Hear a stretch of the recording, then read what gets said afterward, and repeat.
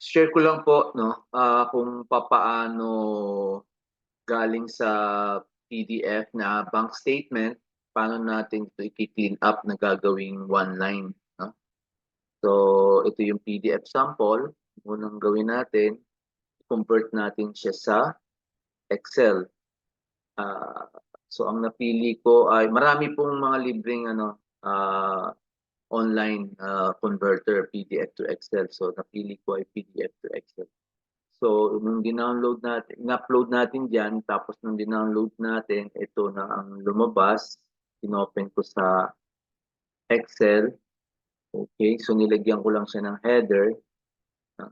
So, ang unang gagawin natin is i-concatenate natin ito dito sa memo 5.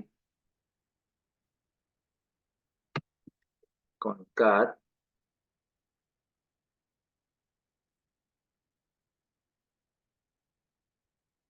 Okay, and then copy down.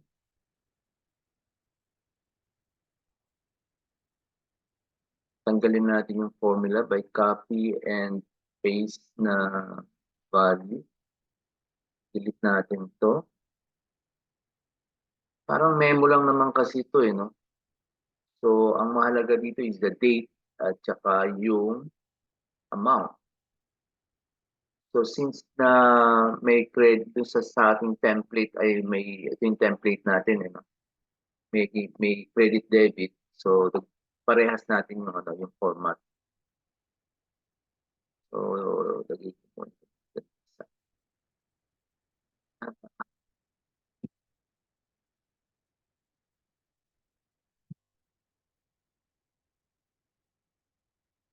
Credit debit.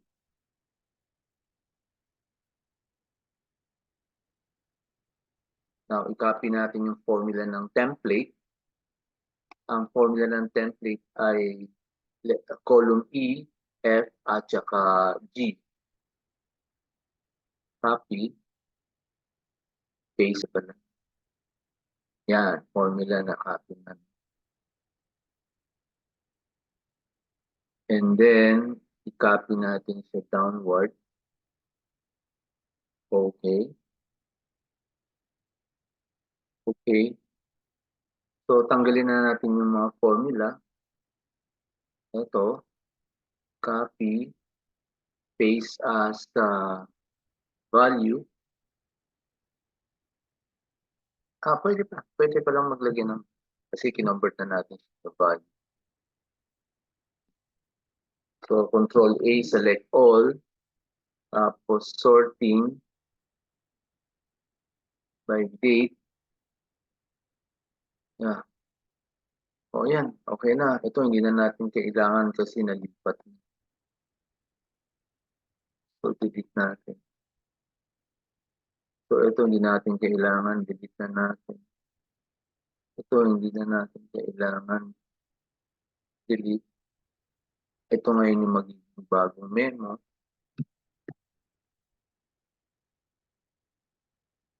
Cut, paste. Yung credit, hindi natin kailangan. So, yan na po yung result. It's done. Thank you. Bye.